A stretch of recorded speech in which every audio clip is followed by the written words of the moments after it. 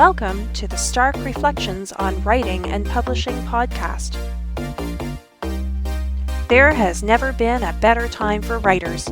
More information, options, and opportunities are available to you, but navigating these requires insight. Join Mark Leslie Lefebvre as he draws upon more than a quarter century of experience as a writer, a bookseller, and a trusted book industry consultant to explore and reflect on the writing and publishing landscape to help you make informed choices on your writer journey. Welcome to episode 14 of the Stark Reflections podcast. Yes, episode 14. I double-checked this time before making up a number or skipping that so unlucky number 12 that everyone avoids. So, hope you got a kick out of that. It was kind of a fun thing to do.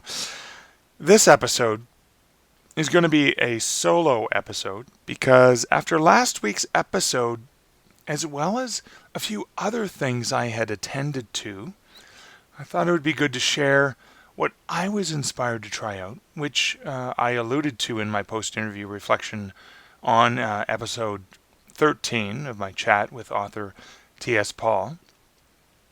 I'll share my reasoning for what I was trying to do, some of my goals, and will continue to share my progress so you can either watch me fail and learn from my mistake, or see a new scheme potentially work out. But the important thing is that the plan or the plans tie directly into my own passions, as well as things that have worked for me in the past that I was reminded of in the last week or two. Okay, so let's get on to today's terrible tongue twister sponsored by Findaway Voices. The twister isn't terrible. It's probably a good one. But it's my attempt at it that will certainly be terrible. I decided it might be fun to record a video of me reading a tongue twister for reasons that I'll explain later in this episode. But right now, let's get on to it. Twisting by the, twisting by the, twisting by the, twisting by the, twisting by the pool, twisting by the pool, twisting by the pool. Such a fool. So, for today's episode of the Tongue Twister, sponsored by Findaway Voices, sent to me from Will at Findaway Voices, I have to say this 5 times fast. A skunk sat on a stump and thunked the stunk, but the stump thunked the skunk stunk. A skunk sat on a stump and thunked the stump stunk, but the stump thunk the skunk stunk. A skunk sat on a stump and thunked the stump stunk, but the stump thunked the skunk stunk. A skunk sat on a stump and thunked the stump stunk, but the stump thunked the skunk stunk. A skunk sat on a skunk and thunked the stump skunk, but the stump thunked the skunk stunk. 2 things about that. I did not say it fast, and boy, did that ever stink. Thanks, Will. That was fun. If you want to hear narrators who don't trip over their tongue, check out starkreflections.ca/findaway for more information. Now I gotta go unroll my tongue. As you can probably tell, both from my horrible spoof of Twistin' by the Pool by Dire Straits, as well as my struggle through the terrible tongue twister, I don't always make good decisions, such as this episode, which, despite the fact that I'm suffering from spring allergies and sort of have this frog in my throat, I am going to do a solo episode, which basically requires a lot more talking, which probably means a lot more pausing to take sips of water, which, don't worry, I'll cut out from the final audio. But the reason I wanted to do this is I was really excited to share a couple things from my learnings and talk about some specific strategies that I'm in the process of implementing. So you can kind of see them from thought to implementation to either failure or to success, and we'll see what happens. So let's get started on 5 ways to use free to build your author platform. And the reason I'm going into this is because in previous episodes I got excited about free, but I didn't get into details, and people have been asking me about specific strategies, so I thought I'd outline 5 of them for you. Strategy number 1, to get people hooked on a series. Now, this goes back to a study I had shared with folks when I was with Kobo Writing Life, and because this was publicly shared, I figure it's okay for me to share it here today.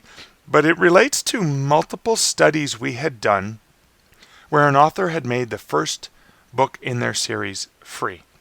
In most of the cases that we had studied, they made the first book in their series free, but they had at least 4 to 6 books available in the rest of the series, and that's an important thing to remember. But when we looked at the stats, what we did is we not only looked at how many downloads they got of that first free book when they ran a promotion on Kobo, but we looked at the reader behavior over the following 6 weeks. And we only went 6 weeks, but figure that's about a month and a half, so that should give a decent idea on whether or not it was a successful promotion or not. Now, in one of the cases, the free downloads tracked in at about 12,000 units, and the actual sales that resulted were roughly 350, just under 350. So when you look at that conversion from free downloads to sales of books 2, 3, 4, 5, or 6 or whatever, you get 12,000 downloads in, let's say, 350 sales. Doesn't look like a good conversion, but when you dig into the details, here's what happens. When you dig into the details, when you're a retailer like Kobo or Kindle, you can actually look at this and say, okay, 12,000 people downloaded this book, book 1 in the series. How many people in those first 6 weeks after downloading it actually opened it? And the result is less than 2,000 people. Now, this is an important thing to remember, because if you've been given free stuff, you tend to not necessarily use it right away compared to things you may purchase. For example, I used to come home from book trade shows all the time with a bag of books, and maybe I would read, 1 out of every 5 books that I picked up. It's even worse on a Kindle or on a Kobo. When you get your book downloaded, you don't see it, at least with a physical book. Sometimes you walk by it and you see it, but you don't see it when it's living in the cloud or on your e-reader. So what happens is, 12,000 people thought this was a good idea. They downloaded it. 2,000 of them remembered to open it in the next 6 weeks. And of the 2,000 people who opened it, we also looked at how many people actually completed reading it. And we saw that just under 350 people actually completed reading that free book in those first 6 weeks.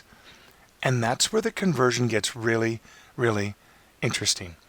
Now, people who completed the book, we looked at their other behavior and found that of the 350 or so people who completed the book, roughly 160, 175 of those people purchased 1 or more books in the rest of the series, which means the read conversion to purchase conversion is in the 40 to 50% range.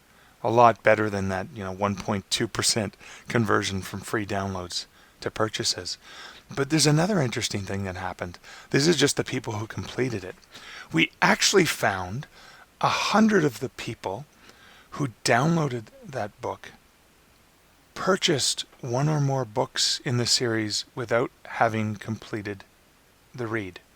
This means that the marketing of the cover for the covers for the series and the copy for the series must have been so good that the people who downloaded the free book looked at books 2, 3, etc. and said, oh my goodness, I must have them now, even though they haven't yet read book 1, which probably means they're stockpile readers who will get to it another day. But at the end of the day, from the writer's perspective, they gave away a free book and sold a bunch of books. The next issue is whether or not they read it, but that's another thing. But in a nutshell, that free download to open to completion to purchases of other books, that's the real heart and the reason why you need a large funnel and get lots of people to look at that first free book, because it's going to whittle its way down to the people who read it, the people who complete it, and the people who go on to purchase the next book. Strategy number 2. To get people to sign up to your newsletter. Now, this is something that's been perfected and shared and taught by folks like Mark Dawson and Nick Stephenson. And the means is that if you sign up for my newsletter, I will give you one of my books or one of my works for free. It's like, hey, thanks for signing up. Get something for free. Now, the way that this builds your author platform is, instead of relying on the retailers like Kobo or Kindle or iBooks or Nook, or even the promotion sites like BookBub or Free Booksy or whatever, to drive people to check out your books, you're getting them to sign up to your author newsletter so they can hear from you directly. Meaning, if something happens to one of those retailers where you have a lot of fans, you may still have a contact with them. You can send them information. You can send them great deals and bargains. You can also ask them questions and engage with them. So that's an important aspect. You give away that free book with a hook. Usually it's at the beginning or the end, or sometimes both, of your ebook that says, hey, if you like my writing and you want to learn more about new releases and get a free book, click here to sign up for my author newsletter. Now, Mark Dawson and Nick Stephenson both get into it in really amazing detail.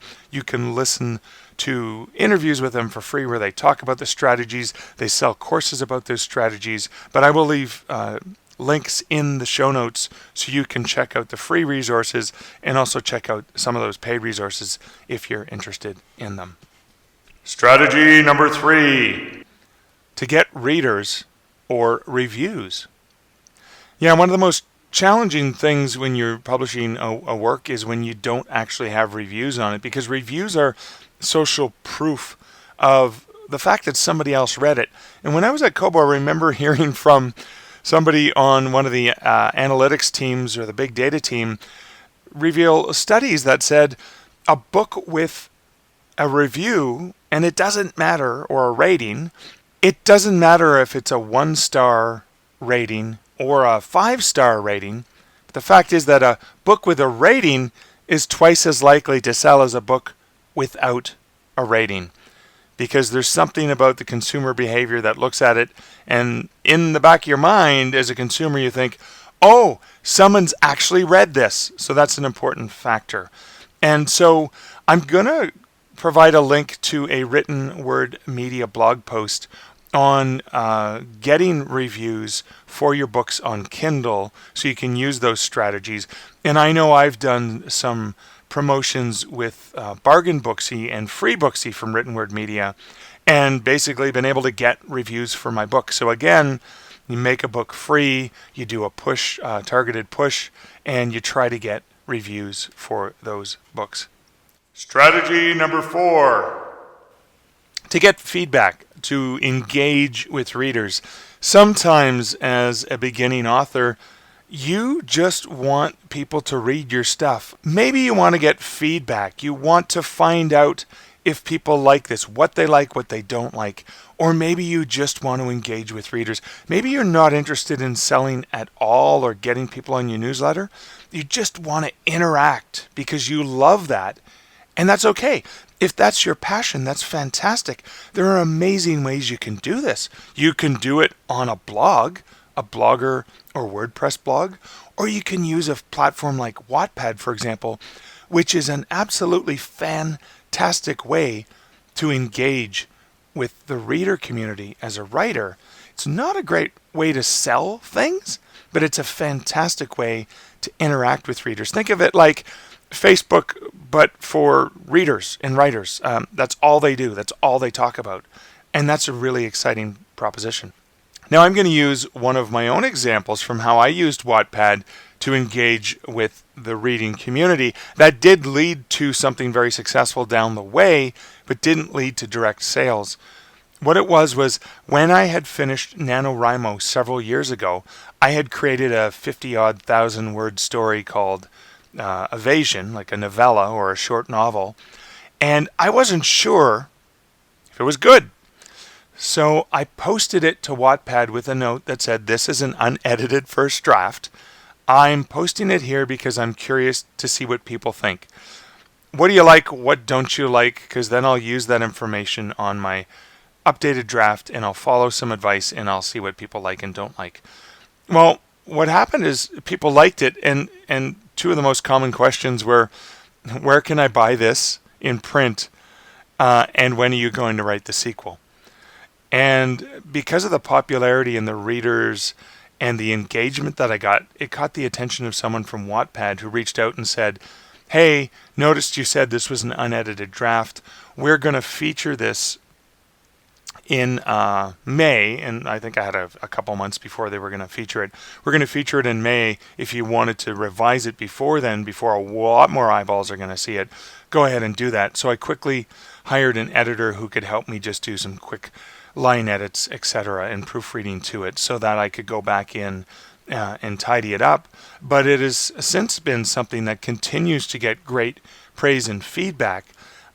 Those don't turn into reviews on Amazon or Goodreads or any other platform, but it does allow me to engage with the reading audience, and it also helps me understand some of the demographics, because Wattpad has some amazing demographics, so I can see who is reading this story, because the people who are reading the entire story help me better define the targeted audiences that I have for this book on Amazon and Kobo and other places, which helps me make better informed choices with targeted ads.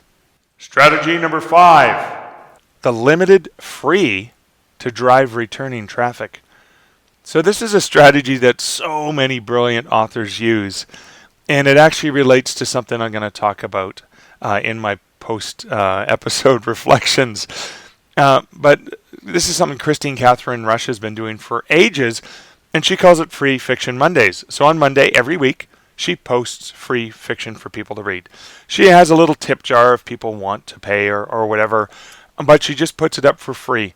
And one of the most heartwarming stories I heard from Chris was when she heard from a reader years later who sent her an email and said, Chris, I just wanted to reach out and thank you so much. I had been going through a really tough time. I had trouble, paying the rent. I had trouble getting food. I had trouble feeding my kids. And I loved reading so much. And I loved your writing, and I discovered your Free Fiction Mondays. And I would read them every week because I had access to them for free. I looked forward to them. I enjoyed your stories. For years, you helped me. You entertained me, you made me think, you inspired me. Thank you so much for doing that. And this woman who had emailed Chris had gotten back on her feet, and things were okay for her now, and now she could afford things. So she said, I've now just gone out and bought all of your books. So what a heartwarming thing to do. Chris just did it because she wanted to share her fiction. She was excited about providing something for free, sort of as a thank you to her loyal readers and fans. Little did she know she was doing a huge favor for someone who really loved fiction but just couldn't afford to purchase the fiction. Authors like M.L. Buckman, Matt writes a story a month in one of the universes that he writes, and he provides them in the middle of the month called The Ides of Matt. Now, the Ides of the month may be the 14th or the 15th, etc., depending on what month it is. But that's free fiction that's usually made available. There's also a link for people to buy it, especially if they can't wait to buy it. And what Matt finds is he gets emails if he hasn't posted the free thing. And then there's some people who just can't wait and want to go ahead and buy it. And similarly, T.S. Paul, who we heard from in the previous episode of this podcast, in episode 13, posts this short story, about 10,000 word short story, for free for 24 hours on his blog. And there is a link for people who want to buy it. But he has lots of returning traffic, 500 to 800 people a day, I should say, returning to the website, a lot of them checking out the monthly free reads. The whole idea is you have something you've made available. You've made it either in some sort of limited time window so that people have to go check it out. They have to be there at launch time to take advantage of it, but it's completely free and there's no strings attached. So those are 5 ways that authors can use free to build their platform, to sort of just build up what they're doing in their author business. Now, after the bumper you're about to hear, I'm going to get into what I've been inspired to do, and some of it has to do with things that I've just mentioned here.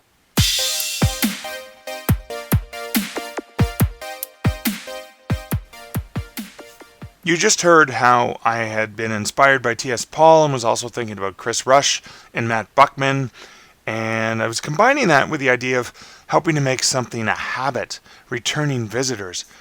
And I learned that years ago on my blog when I participated in something called Half Naked Thursdays, which was a linked group meme where folks were meant to post a half-naked picture.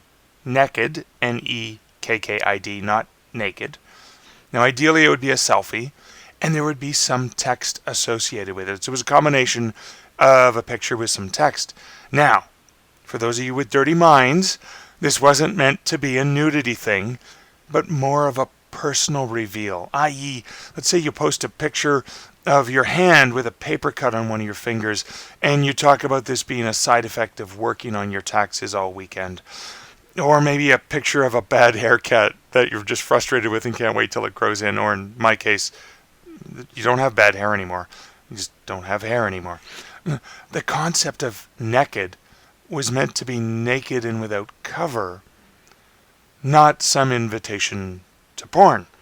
Although there were some folks who took it literally, I sometimes did more unclothed kinds of shots, mostly funny underwear shots of my spooky eyes underwear and all that too much information people don't want. But for the most part, I used Half Naked Thursdays as a weekly ritual to share something intimate and personal. It was a really amazing thing because we did it for years, and there was this community of people. You would go and follow the same people every week, and you would click off of the main Half Naked site to see who had posted and when their posts were up, and you would go look at them and comment them and then laugh and joke, and it was a really great place to connect with people. And I actually made friends from Half Naked Thursday that I'm still friends with today, even though none of us get naked together anymore. I had even met some of them in person, which was an amazing, awesome thing. So in the middle of Half Naked Thursdays, because I always wanted to do something interesting and unique, I started farting around with this Darth Tater I had gotten for Christmas. And so I had this picture of me. It was a selfie of me unmasking Darth Tater, which I thought was cool. And the unmasking of Tater, of course, was the nakedness. So then I was inspired, because I'm a writer, to write a goofy little story that I called Spud Wars, where Darth gets mad at me for having had French fries, or chips, if you're listening to this from the UK, for dinner. And he says, "Mark, you ate my father." Then he attacks me. And then I had it continue for the next week, and I ended up serializing the Darth Tater Spud Wars posts, and I even involved my son Alexander when he was maybe 2 or 3 years old, and also our dwarf rabbit Mr. Bunny. He was the Yoda character. In any case, people loved the serialized format, and it was a great way for me to engage and interact with people who were reading my fiction, because that's what it was. It was silly fiction, but it was fiction nonetheless. And then, later, when I was looking at my short story, I Death, which was a story of about 1,000 words, as well as the sequel to it called Sin Eater, which followed my main character a year or two later, I'd been trying to merge the two stories into one, and I kept trying different ways, and I was having no luck, and I was getting frustrated. But given the popularity of my serialized, goofy Spud Wars tale, I thought I'd try something different with it. Now, because the original 1,000-word short story was a journal entry from a suicidal teenager, I turned the 1,000-word single journal story into an online journal or an online blog of an ongoing journal. And I did it as Peter O'Malley, this main character or narrator of the story. And I blogged as Peter about his angst, live. I started it in January of that year. It was 2006. And the story was rolled out live, often with me making things up as I went along. Yes, I'm a pantser. And I was posting things in real time for 9 months. So if Peter made a post on February 2nd at 9 p.m., that's usually when I was writing the post. Peter would be talking about the weather or things that were happening right then and there in the real world on his blog. And obviously weird things were happening to him because he had a death curse and everyone around him was dying. That's where the term death comes up with. But I had people from all over the world following and commenting on this blog. Some of them thought they were real, at which point, even though I had a disclaimer, it was fiction, I assured them Peter was not a real suicidal person. Thanks for reaching out. This is experimental fiction. And then people would follow along and play along, interacting with the fictional Peter, which was awesome because that helped steer the story in a new direction. So the interactivity was absolutely phenomenal. Now, the novelization of that, because the novel was published in 2014 initially, the novelization turned into part 1 of the novel, I Death, and then the sequel story, Sin Eater, turned into part 3 with a unique and interesting part 2 that had been inspired by the events that I'd sort of made up in the journal I had just unrolled. That also fed the prelude to the story as well. So the prelude and part 2 are connected. And I knew along the way some of the milestones and events that had to happen, but at least half of the characters and situations in the blog and in the novel had just come to me as I was writing and posting these things live. I loved it. My readers loved it. So I wanted to do something like that again. Then, late last week, I was listening to Mark Dawson's self-publishing Formula podcast where James had interviewed Cecilia Mecca about engaging with your readers using Facebook Live. It was a great chat. I'm going to include obviously a link to that in the show notes, but it reminded me of something I'd been playing with for the past year or so and really having a lot of fun with. I'd been playing with Facebook Live as a representative from the industry at events and interviewing people, just doing goofy things, doing reflections while I was driving in my car. That engagement has always been great, and I find the feedback interesting and rewarding. So I adapted the 3 elements, all related to previous success. 1, offering reading for free. 2, engaging with readers. And 3, Facebook Live videos. I adapted them into free Friday Frights, which I'll be starting next Friday, April 6, 2018. I will post at markleslie.ca/free Friday Frights a free piece of writing.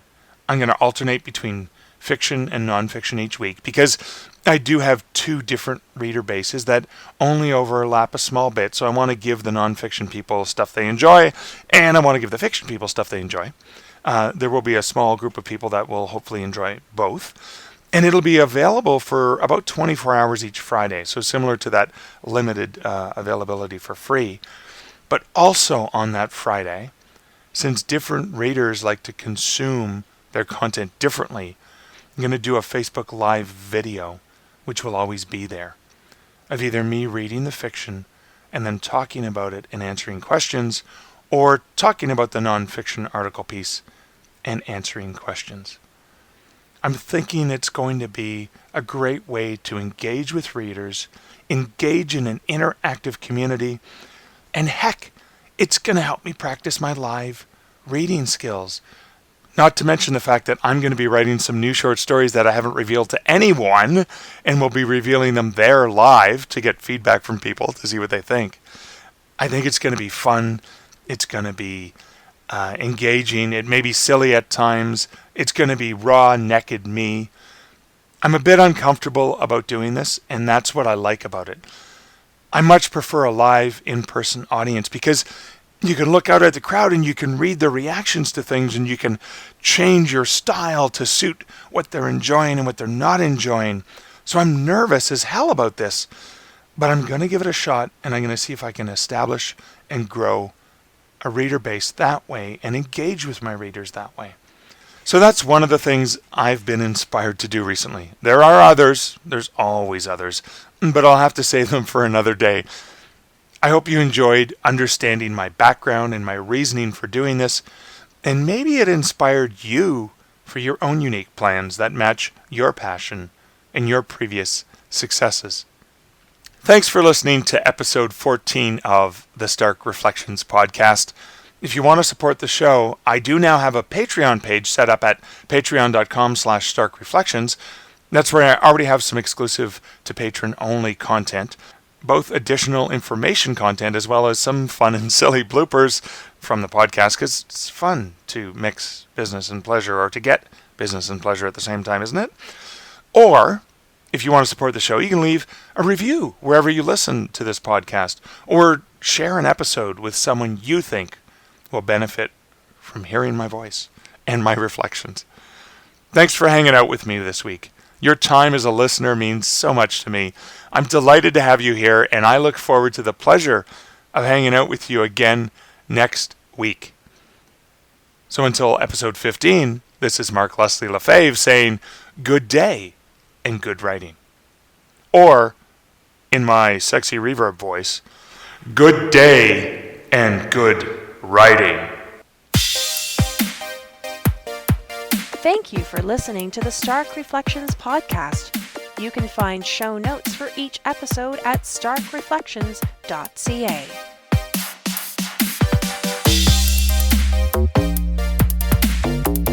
The music for this podcast, Laser Groove, was composed and produced by Kevin MacLeod. Check out more of Kevin's great music at incomptech.com.